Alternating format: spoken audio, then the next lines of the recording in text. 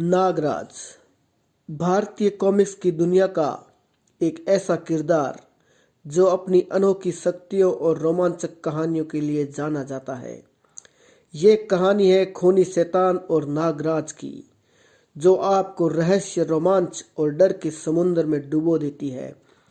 इस कहानी में नागराज अपने दुश्मनों के साथ लड़ता है और एक शैतानी ताकत का सामना करता है जिसने पूरे शहर में खौफ का माहौल पैदा कर दिया है। कहानी की शुरुआत होती है एक छोटे से गांव से, जहां एक प्राचीन मंदिर में एक अत्यंत रहस्यमयी मूर्ति को हटाने की कोशिश की जा रही थी। ये मूर्ति किसी खूनी शैतान की है जिसे सदियों पहले बंदी बना लिया गया था, लेकिन लालच और अज्ञानता के कारण कुछ खजाना खोजने वाले चोर उस मंदिर में घुसकर मंदिर को तोड़ते हैं, मूर्तियों को तोड़ते हैं। उनकी छेड़छाड़ के कारण मूर्ति से एक भयानक शक्ति जागृत हो जाती है। यह शैतानी ताकत इंसानों के खून पर जिंदा रहती है और अपने शिकार को मौत के घाट उतारने के बाद उनकी आत्माओं को बंदी बना लेती है। देखते ही देखते ये ताकत पूरे गांव में खून की नदियां बहा देती है और शहर के लोगों को जब इस घटना का पता लगता है तो खौफ के कारण लोग गांव की तरफ जाने से डरने लग जाते हैं। लेकिन तभी नागराज को इस मामले की खबर मिलती है।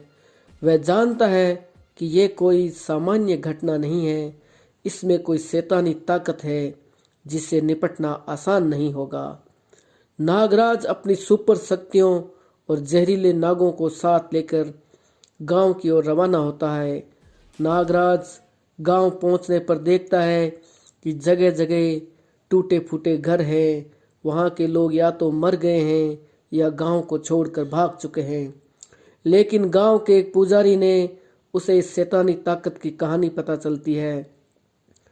पुजारी बताता है कि कैसे एक खूनी शैतान, जिसे काल शत्रु कहा जाता है, हजारों सालों पहले एक तांत्रिक था।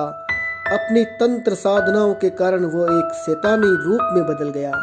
उसे किसी तरह बंदी बनाकर उस मूर्ति में कैद कर दिया गया था, लेकिन वो फिर आजाद हो गया है। बदला लेने के लिए खून की प्यासी आत्मा बन चुका है। अब उसका कोई मुकाबला कैसे कर सकता है?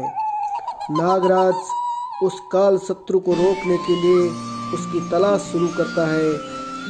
इस दौरान नागराज का सामना काल शत्रु के भेजे हुए कुछ शैतानी दासों से होता है।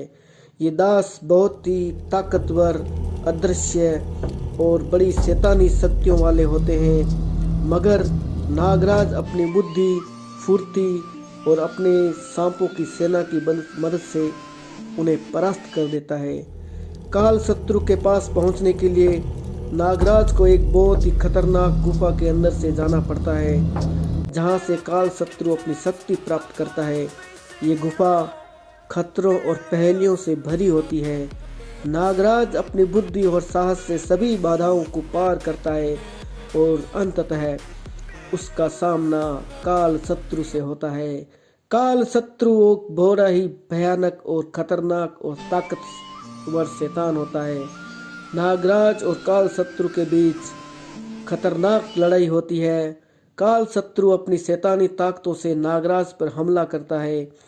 नागराज ने जहरीले सांपों को कमजोर करने की कोशिश करता है, उसे मानसिक रूप से प्रभावित भी करता है, लेकिन नागराज हार मानने वालों में से नहीं है।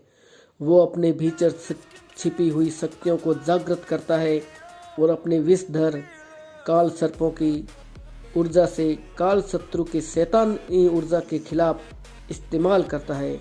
लड़ाई के दौरान नागराज को यह समझ आ जाता है कि काल शत्रु को सिर्फ शारीरिक शक्ति से नहीं हराया जा सकता। वह पुजारी से मिली जानकारी का उपयोग करता है और एक विशेष मंत्र का जाप करते हुए काल शत्रु को फिर से उसी मूर्ति में कैद करने की योजना बनाता है।